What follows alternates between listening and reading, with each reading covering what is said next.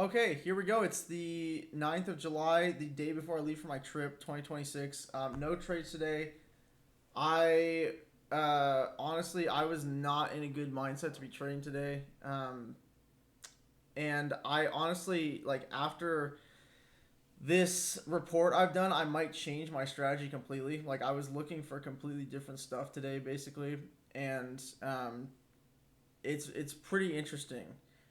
Especially some of the I'm working on the third draft of this right now, and some of the stuff is insane. Like some of these win rates that I've been able to come up with are actually wild, and it could be an amazing strategy. But um, basically, what the point of this is all the data for NQ. Every 1 minute bar from 2015 to 2026 was statistically tested, and what I was trying to do was essentially try to validate levels, right? What I wanted to do was find an edge from certain levels in the market, all depending on kind of volume, and then further refine that edge with order flow and entry confirmation.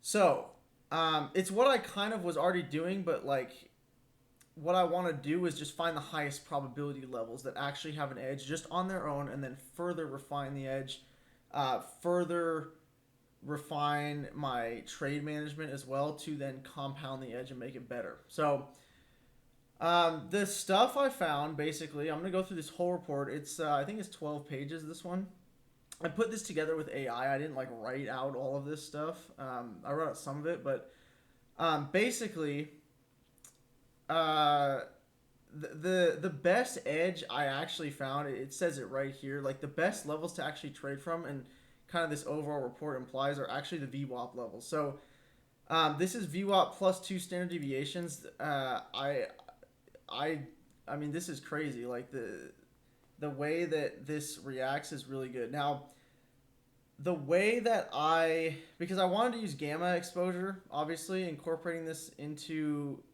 this document and this study to identify range days versus compression days. And I have not been able to find historical gamma information.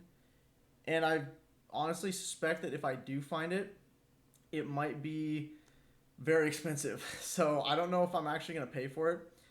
But basically, the best, all these levels work better on range compression days than trend days. And this is the best one that works is VWAP plus 2, and it actually has a 70% reaction. So the way I measured, by the way, what a reaction is, it's right here.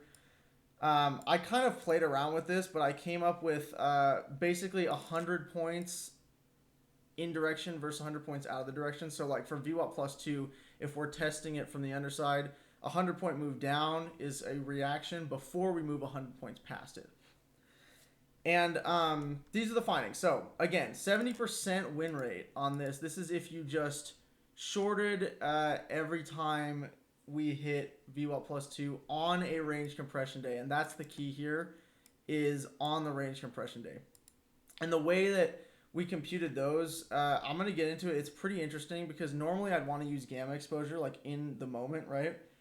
But the way I did this was I combined VXN, which is the VIX for NASDAQ, and basically an ATR like trailing thing that you'll see what it is, that to basically predict what the gamma regime could have been instead of getting all the gamma information.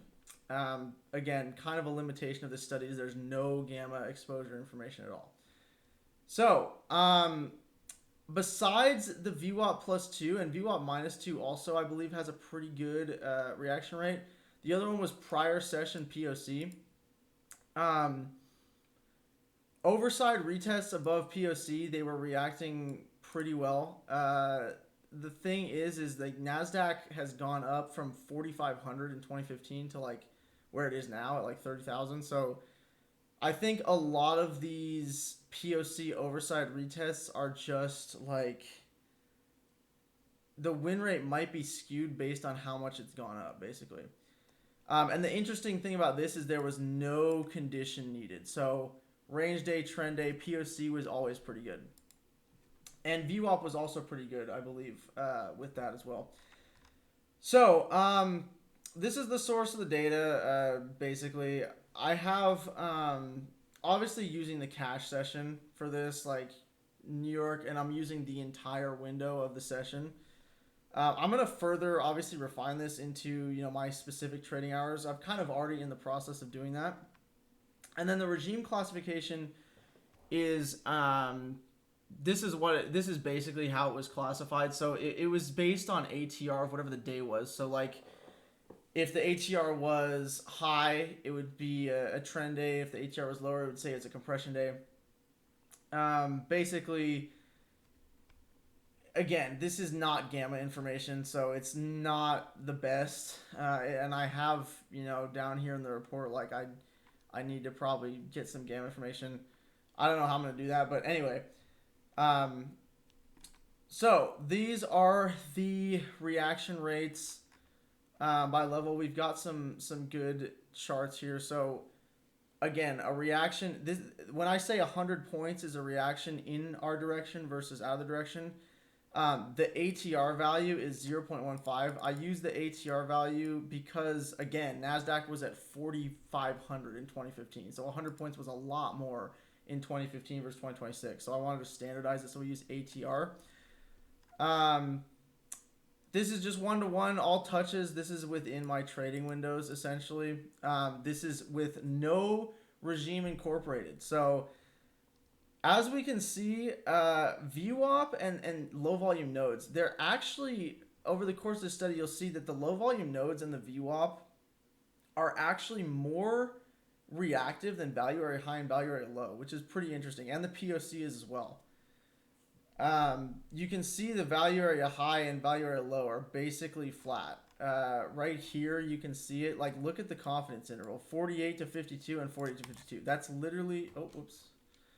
That is literally, there's no edge at all, essentially, which is really interesting. I kind of expected these levels to be very sensitive, but they're not.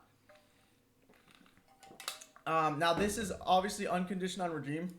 So, depending on if it's a trend day or a range day, you could honestly still just use VWAP plus 2 as a level and it would work no matter what, which is pretty interesting. Let's see what else we got. So yeah, this is previous session by regime now. So prior POC, we have you'll notice in this report a lot of these levels are going to be working a lot better on these range compression days.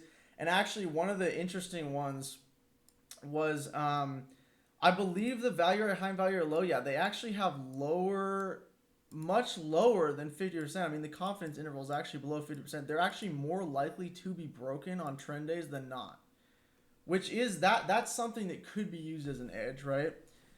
But it'd be kind of discretionary, like what is a break, So again, prior PSC, really good on range compression days.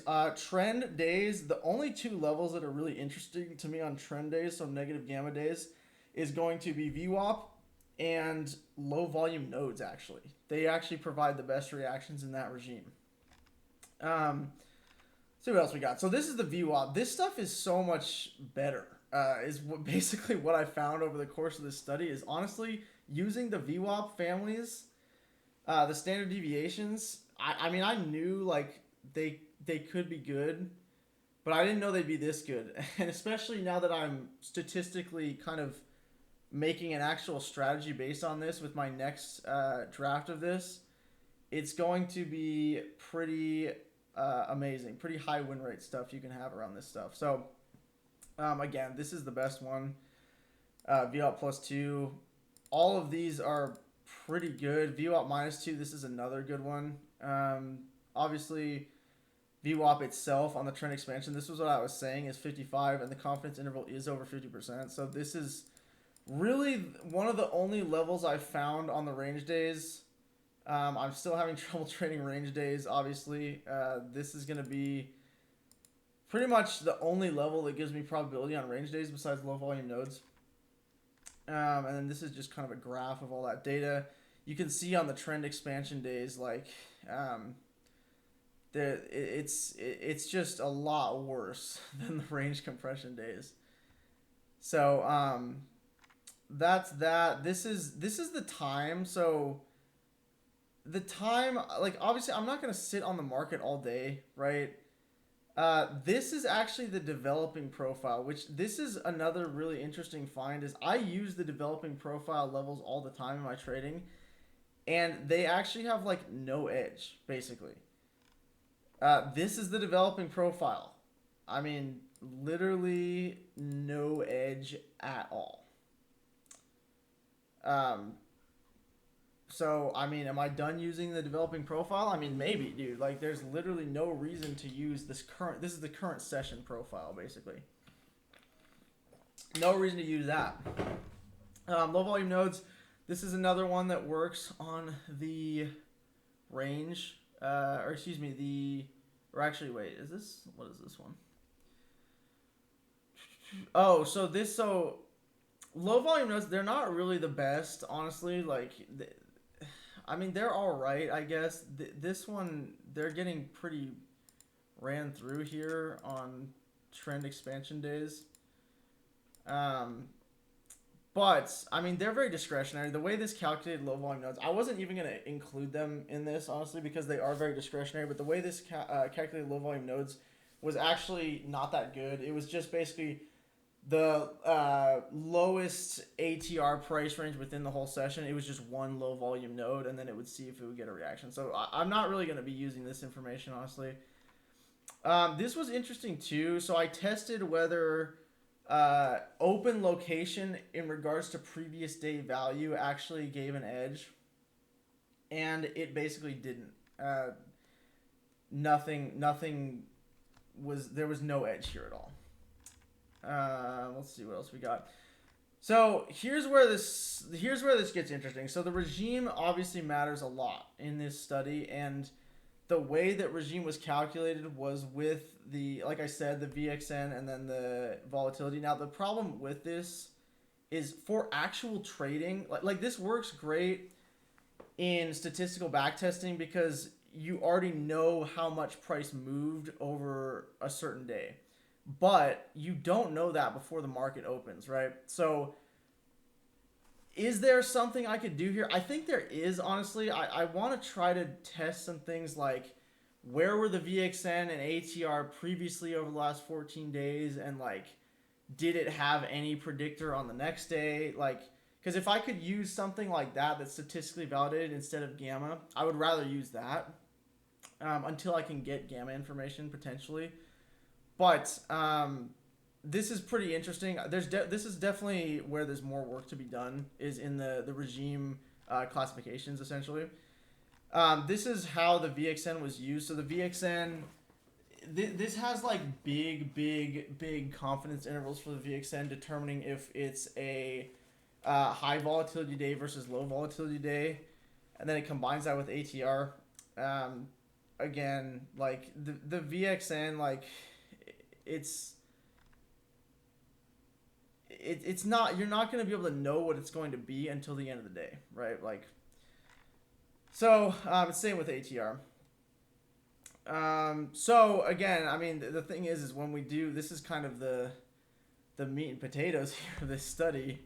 When we actually get to combining the VXN regime on top of the ATR, the edge here with VWAP is very high, very high, and this is kind of the chart here. So obviously this is on a range day. This is not on a trend day.